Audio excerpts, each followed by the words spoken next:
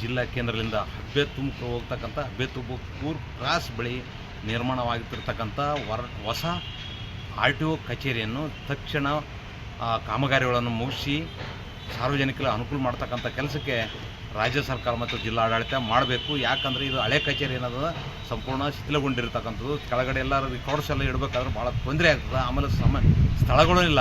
ಈಗ ಲೈಸೆನ್ಸ್ ಪಡಿಬೇಕಾದ್ರೆ ಜನರು ಹೋದ್ರಾಗ ಏನೋ ಟ್ರ್ಯಾಕ್ಗಳಿಲ್ಲ. ಹಂಗಾಗಿ ಏನದ ಭಾಳ ಅನನುಕೂಲ. ಇವತ್ತಿನ ದಿವಸ ಜಿಲ್ಲೆಗೆ 14 ವರ್ಷದ ಅನನುಕೂಲನೇ ಹೆಚ್ಚಾಗಿದೆ ಇಲ್ಲಿ. ಹಂಗಾಗಿ ಈಗ 2022-23ರಲ್ಲಿ ಸುಮಾರು 9 ಕೋಟಿ ಮಂಜೂರಾಗಿರ್ತಕ್ಕಂಥದ್ದು ಆ ಕಟ್ಟಡಕ್ಕೆ. ತಕ್ಷಣ ಅದು ಕಟ್ಟಡವನ್ನು ನಿರ್ಮಾಣವನ್ನು ತಕ್ಷಣ ಮುಗಿಸಿ ಸಾರ್ವಜನಿಕರ ಅನುಕೂಲ ಮಾಡಬೇಕು.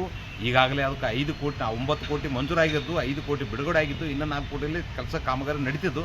ಅದನ್ನು ತಕ್ಷಣ ಮುಗಿಸಿ ಅನುಕೂಲ ಮಾಡಿಕೊಡೋಕ್ಕಂಥ ಕೆಲಸ ರಾಜ್ಯ ಸರ್ಕಾರ ಮತ್ತು ಜಿಲ್ಲಾಡಳಿತ ಮಾಡಬೇಕು. ಇದರ ಜೊತೆಗೆ ಯಾದಗಿರಿ ಸಿಟಿಲಿಂತ ಹಿಡಿದು ಅಲ್ಲಿ ಕಚೇರಿಗೆ ಹೋಗ್ತಕ್ಕಂಥ ರಸ್ತೆ ಮೊದಲಿಂತೂ ಕಿರಿದಾಗಿದ್ದು. ಅದನ್ನು ಮೊದಲನೇ ಪ್ಲ್ಯಾನ್ ಇಟ್ಕೊಂಡು ರೋಡ್ ರಸ್ತೆ ಅಗಲೀಕರಣ ಮಾಡಬೇಕು.